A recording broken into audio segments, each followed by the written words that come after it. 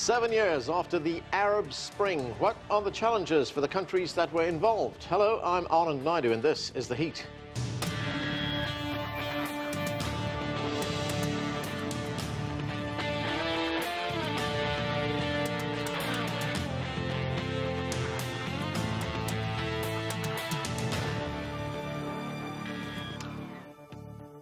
It's been 7 years now since the wave of discontent swept across North Africa and the Middle East, setting off a series of uprisings that became known as the Arab Spring.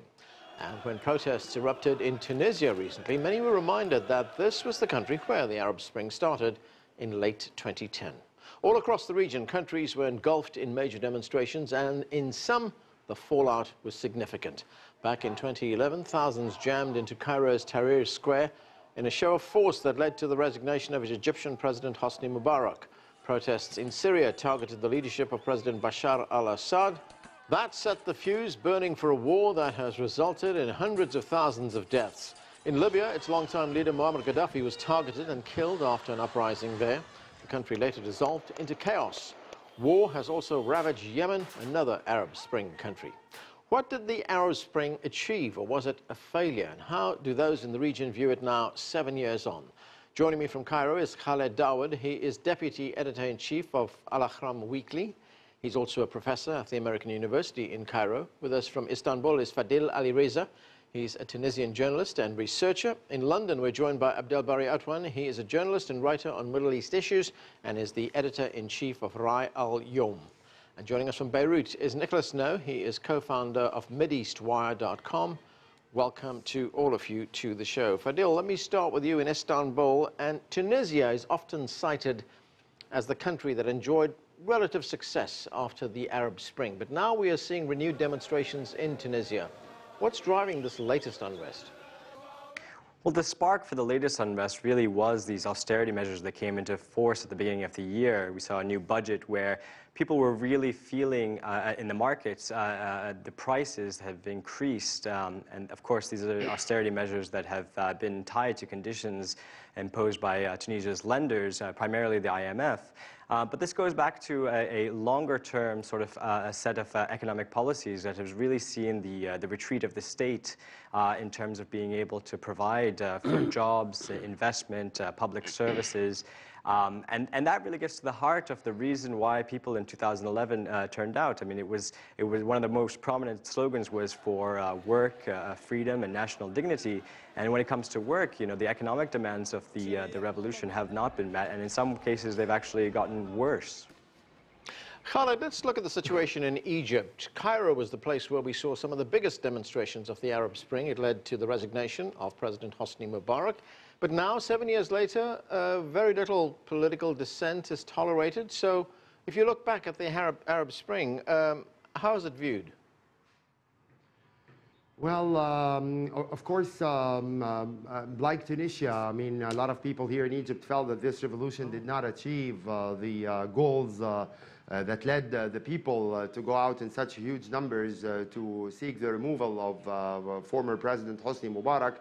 But probably in Egypt, what makes the situation slightly more disappointing than Tunisia is that even in terms of political freedoms, we're not enjoying that, especially after 2013 and the forced removal of the former Muslim Brotherhood President Mohammed Morsi, and basically the eruption of a new cycle of violence between the government and the Muslim Brotherhood people.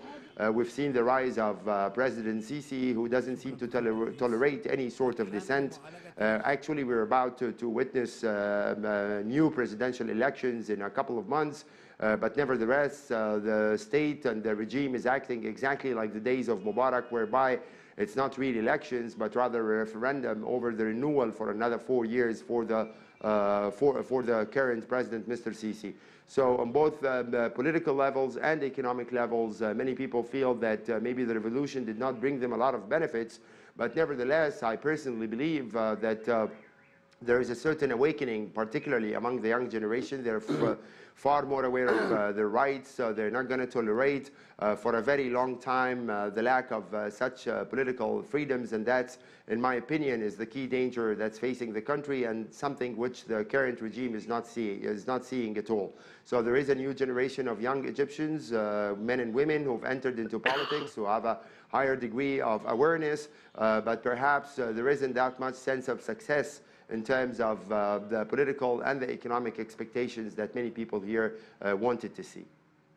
Abdel Bari Atwan, we saw during the Arab Spring that many leaders were toppled, but we also saw countries like Syria, Yemen, Libya descend into very brutal wars. To what extent was the Arab Spring responsible for that? Well, actually, yes, it is responsible in a way because it was exploited by external powers, and they used the goodwill of the people to turn the countries into anarchy, into a bloodshed. That's what happened exactly. The people were genuine in their demands of democracy, freedoms, social equality, social justice, but unfortunately the superpower or the regional power exploited the people and actually pushed for partition, for anarchy, for spreading the radical Islam in certain parts of the Arab world, especially in Syria and Yemen and also in Libya. So this is the problem we are facing. Now the priorities are changed, and the people, when they moved in the streets, actually, they wanted liberty, they wanted freedom, they wanted social justice. But I believe now we are on the edge of a different revolution, which is the revolution of hunger. People are really starving. The only positive things of the Arab Spring now, the political Islam is retreating, is not really as strong as it used to be. I admit that. But the problem is, there is no real good governance in most of these Arab revolutions countries, except Tunisia. In a way or another, they achieved some success here. The civil state is very, very strong now. The role of women was noticeable in that part of the world. But when you look at Yemen, for example, it is chaos, as you mentioned in the introduction of this program. The same thing happening in Libya, militia, armed militia, actually armed groups, division among the people. The same thing is happening in Syria now. There is no revolution in Syria at all. There is, sort of international power, superpower, regional power are intervening, and you have also all sort of armies there, all sort of warplanes. So the picture is very grim, to be honest. But I'm afraid that the future picture could be even worse, because, as I said, now we are facing the hunger revolution. People in Egypt are starving because of the standard of living is deteriorating. The same thing in Jordan, the taxes, the VAT. The same thing even in rich countries like Saudi Arabia and like United Arab Emirates, like Kuwait. Now there is a policy of austerities, a huge deficit in the budget.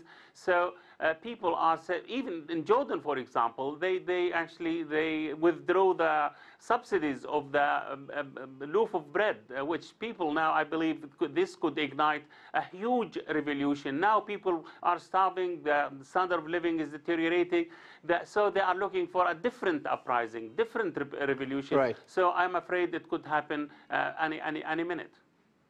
Nicholas, Abdel Bari Atwan there mentioned that there are radical militant groups that have emerged in the wake of the Arab Spring. One is ISIL.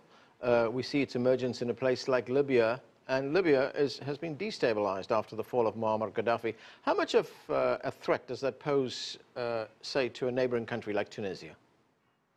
It poses a substantial threat, especially to Tunisia, because it has basically no military force that is trained and can handle the vast borders and these kinds of insurgencies. So it's a huge problem for Tunisia. It's a huge problem for the wider North Africa and indeed the Middle East. But remember, let's not blame this on kind of an emergence from a thing we call the Arab Spring. the various insurgent or violent radical groups in Libya especially have been supported by external powers from the get-go, including Gulf monarchies, including Western European and American interests, etc., have helped to create, and in some cases directly aid, the emergence of these groups for whatever interests that a country like Turkey or the US or the EU, for example, might have had at a specific moment. So we have to be very clear that these things don't emerge from nowhere, kind of with no history, and come from something called an Arab Spring. I would just caution people to really look at these last 7 years, and let's pick out where things really took a turn for the worse. The Libya intervention, I think we can clearly see that was an intervention from outside that clearly pushed things in Libya and the wider region to a negative dimension. I think we can also say that the militarization of the Syria conflict also had a great effect in destabilizing the Middle East. So let's look at who was behind that and what happened, and then we can make some policy changes, perhaps.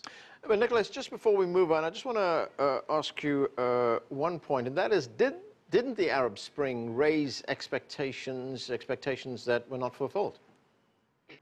Well, again, it's the Arab Spring is not an actor in international relations. And first of all, I would call it the Arab Revolts, not the Arab Spring, for a variety of reasons. But the Arab Revolts created great expectations, surely. But those expectations were often the product of direct foreign policies by great regional and international powers like America, Turkey, the Gulf monarchies, and others. So it wasn't as if populations suddenly, got convinced by this thing called the Arab Spring. It was a clear and decided policy. For example, in Syria, with Ambassador Ford, who was the U.S. ambassador there, he's greatly criticized now as having basically, tried to rally Syrians to some kind of a revolutionary moment, when in fact the Obama administration, if you had looked at it at the time, as some of us argued, the Obama administration in America was not going to put boots on the ground in Syria, and nor was the regime going to fall. So some of these expectations were not just created out of thin air. They were part of great power interests that I think were played quite malignly and evidently quite obtusely, because they ended up creating greater and greater social breakdown, economic breakdown, and security breakdown, to the point where we're at right now. The Middle East and the Arab revolts, unfortunately, I think were brought off track and into very dangerous places in the whole Middle East and North Africa, primarily because of the military intervention in Libya and in Syria. That, to me, although this is a great argument, that, to me, was the major deciding factors in plunging this from what could have been democratic transitions, economic transitions. We could have dealt with some of the corruption issues that are deep and systemic and that are holding people back in the region. But unfortunately, that's not what happened. Okay. Khaled, if we look at Egypt, you talked about some of the problems that the country is facing right now. It faces an insurgency in Sinai. It has tough economic challenges that it's facing right now. What are the biggest challenges that Egypt faces? We definitely face both political, economic, and security challenges. But if you might just allow me a quick comment on whether the Arab Spring was responsible or not. But the way I see it is that if we were to blame the failure of the revolutions, the revolts, the Arab Spring, if you want to call it like this, are the rulers who controlled the situation in those countries for such a very long time. I think that there had to be revolts against Mubarak of Egypt, who stayed in power for 30 years, against Gaddafi, who stayed in power for 40 years, or against Mr. Ben Ali in Tunisia, who also stayed for almost over 20 years. And as well, you had Saddam Hussein, who stayed in power for almost as well 3 decades. So we went through a state of stagnation where we were always ruled by the single ruler or the single party. And unfortunately, our experience in Egypt, if I can speak about that, proved that what we call the old state or the deep state, those people who've been benefiting from the corruption of the former Mubarak regime, of course, they gave up a very tough fight. They gave in a very tough fight. They did not give up the benefits very easily. And of course, the lack of democracy, the lack of transparency, accountability is far more beneficial for groups like those who benefited from the Mubarak regime or from the Gaddafi regime or from the Saddam regime or, of course, from the Ben Ali regime. But unfortunately, as well, we also went through the experience of the Muslim Brotherhood, who basically put the interests of their groups first, of their political ideology that called for the creation of the Islamic State first and foremost. As an Egyptian, I took part myself in the events of the January 25th revolution, and at that time the Muslim Brotherhood acted like they were partners in this revolution. But unfortunately, when we had the time for the chance to have presidential elections, they won with 51.7% of the votes, and they translated that into believing that this means that you can basically abolish or ignore the nearly 49% who also did not vote for Mr. Morsi and the Muslim Brotherhood group. So, I mean, the failure of the experience of the Muslim Brotherhood gave very much opportunity for the military regime and for someone like President Sisi to come into office and say democracy is not the solution, democracy is not good for us. And that's why we went again into this confrontation over the past 4 years in Sinai against the militant groups. We went through failures on the economic level. Plus, of course, I agree with Nicholas, who spoke about outside intervention. This played a very important role. The nearby Gulf countries, Saudi Arabia, United Arab Emirates, Qatar, had no interest in seeing a success for the Arab Spring. Of course, they are afraid that something like this might move to their own countries, and that's why we see that they supported the same old elements that belong to the Mubarak regime or Ben Ali regime or the Gaddafi regime, so that they can keep their own interest as a prime objective for them. Right. Fadil, you talked a moment ago about the challenges facing Tunisia. One of the big challenges is the high unemployment rate, especially among young people. It runs at about 35% there. What are hopes for young people in Tunisia? Well, not many, unfortunately, and this is part of what's been fueling some of the unrest we've seen at this anniversary of the uprising. Not a lot of young people have jobs especially, and if they do have jobs, a lot of them are in the informal sector, very precarious. So people are not seeing their economic opportunities that they once had. You even see a spike recently in the number of Tunisians who are emigrating to Europe illegally. And I would just add one other point. Nick mentioned interventions in Libya and Syria. I would also say, interventions in Bahrain and Yemen are having sort of an influence. I mean, when we look at the commonalities of the uprisings, there were a lot in 2011 across the region, the same demands that we saw everywhere. Now it's a bit more difficult to see what the common thread is among all these countries. But one of them is that there has been sort of a counter-revolution, a counter-revolutionary project, because I think democracy is a threat to some of the regional powers and some of the international powers who are interested in the region. But on top of that, the military interventions we've seen have really served as a sort of threat, particularly to Tunisia, but I think also to Egypt. That just around the corner, there's always the potential of violence, and so when people are still pushing for some of the social and economic demands that really haven't been addressed since the revolution, I think there's always a threat that if people push too hard, that the situation in Tunisia could deteriorate. And then on top of that, I think those examples are maybe a way. The example of Tunisia as a success story has also in some ways hindered the progress on some fronts, because there's this understanding that consensus politics between political Islam and secularists is really a great tale. But in the meantime, there hasn't been really any formal opposition, or there's been sort of squeezing a room of formal opposition. And so what we're seeing is opposition coming in the form of unrest, really fractured, fragmented, in some cases leaderless by design unrest that hasn't been able to formulate an alternative way of moving the country forward economically or politically. Okay, we need to take a quick break right now. Back with much more perspective on the ongoing issues confronting the Arab Spring countries. When we return, stay with us. You're watching The Heat.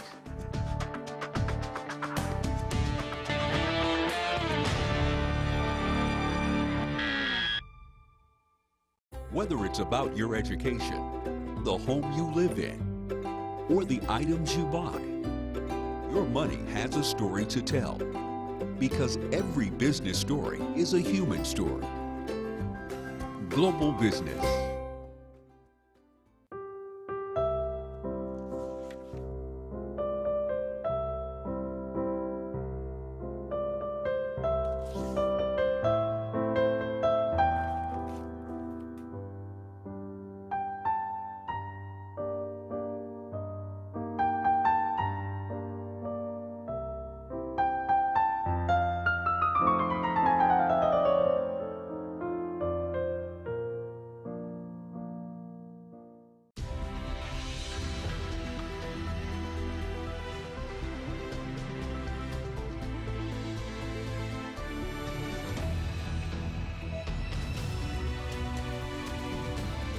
This is CGTN, China Global Television Network.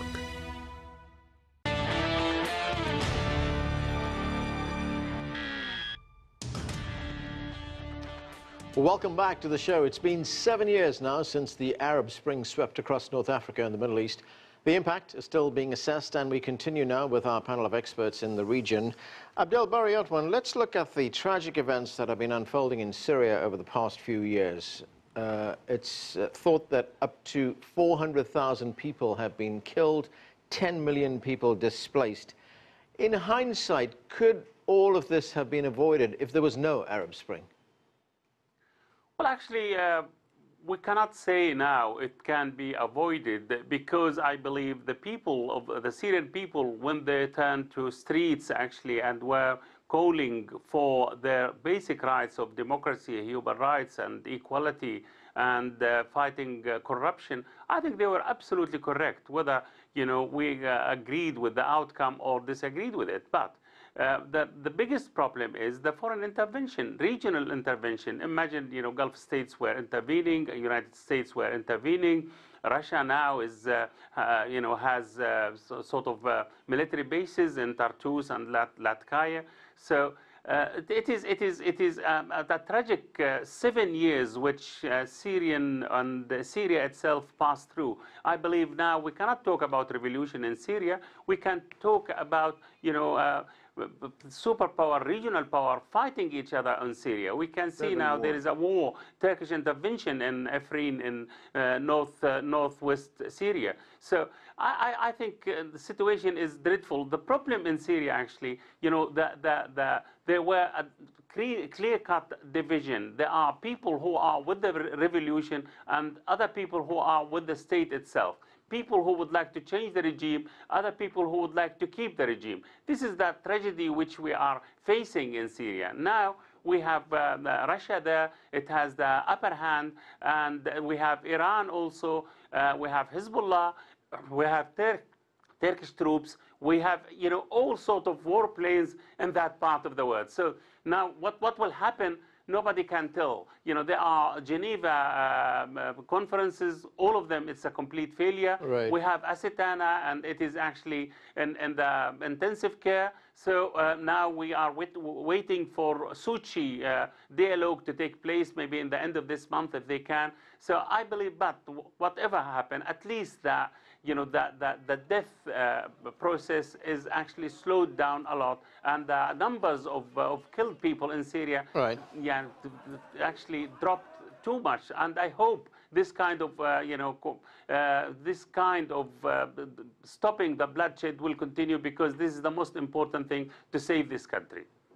Nicholas, you raised an important point there on foreign intervention, and if we look at Libya, the United States and its NATO partners played a big role in the overthrow of Muammar Gaddafi. The former US President Barack Obama said that what had happened here was that NATO had failed to prepare for the day after. Was this his biggest foreign policy blunder, and could the ensuing chaos have been avoided? That's a big question. His biggest foreign policy blunder was probably not Libya, although that was a major mistake. For me, it was allowing the soft and then hard militarization of the Syria conflict very early on.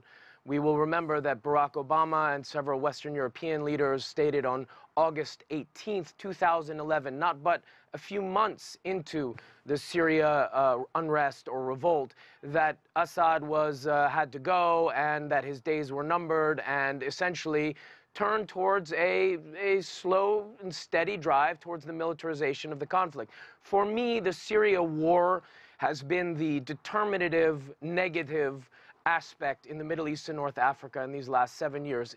Syria is at the heart of the whole historical security architecture of this region. And to break open Syria was the real disaster, in my view, the foreign policy disaster of the Obama administration.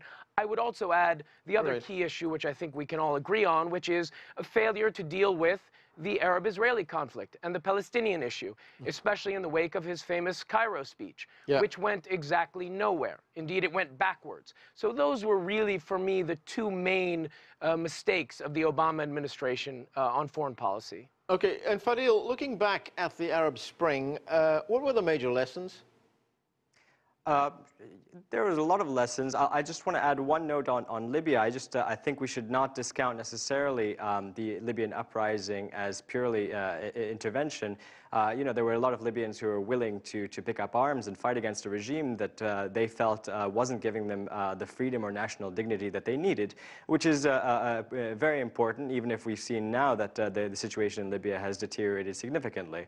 But when you look back, I think there are some real continuities, both after the uprisings and even before the uprisings. I mean, one of them was that there were several protests we can point to as predating the 2011 uprisings. We can point to strikes, particularly in Egypt and Tunisia. Labor strikes played a very important role in mobilizing publics against the way that the regimes were behaving. We can also see inequality, increasing inequality before the uprisings and even afterwards, and inequalities on a class basis, on generational basis, a regional basis. And all of this, I think, we can sort of see as the fact that the economic model has not significantly changed in any of these countries, bar war, when it comes to since the 1980s, and particularly the state's role in providing people with services and jobs. Khaled, what are your expectations over the next few years? Will we see a return to protests, or is the Arab Spring effectively over now? Well, I think my expectation for the coming few years is a continuation of the state of instability. I'm afraid that we're seeing a redrawing of the entire map of the Middle East. Perhaps in Egypt, our problems are not as disastrous as it is in Syria or in Libya or in Yemen, for example, or in Iraq. But of course, we're a huge country, 100 million people. Many of the young people, according to the latest statistics, 70% of Egyptians are less than 35 years old. But, Egypt remains to be part of this region, and if Syria continues to be unstable, if Libya continues to be unstable, and we're neighbors with Libya, if, other countries will continue to suffer the problem of terrorism, this growth of Daesh and Qaeda-like organizations, I think they've never been as strong as they are right now, simply because there are so many safe havens for them, so many failed states. I mean, they gather in Libya and Darna, and then they come to Egypt, and then they go to Tunisia, very closer to the Tunisian borders. But again, we're paying the price for the lack of democracy, lack of social justice for so many years, for the use of coercion and security and security measures only by people like Gaddafi, by people like Bashar Assad, by people like Saddam Hussein. As soon as they got removed, we saw this state of disintegration, and there was no way that they're going to stay forever. So unfortunately, I expect a few more years, maybe. I hope they are not so long of instability until we get to grasp together and we get to decide our future. Abdel Bari Atwan, very quickly, I've got 20 seconds. Where do you see it all go?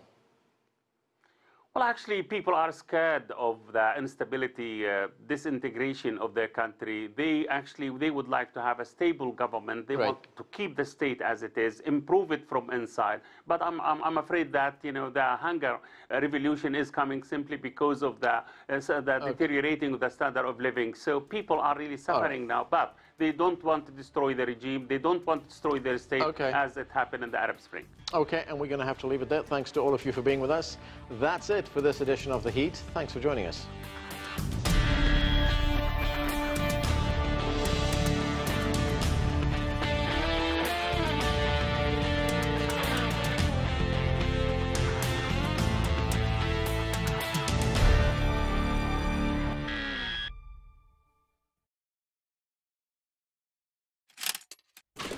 The world's currencies are more connected than ever before. The mechanisms that drive the economy are universal. Money moves markets. We explain these trends and show you how the cash in your pocket can have a wide-reaching effect. Because money makes the world go round. Global business.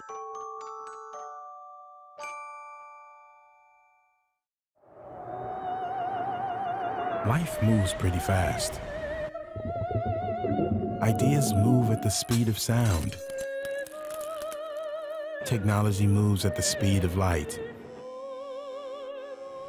If you don't filter out the noise, you might miss the details. We pay attention to the details because they matter. Showing you a different perspective. See the difference.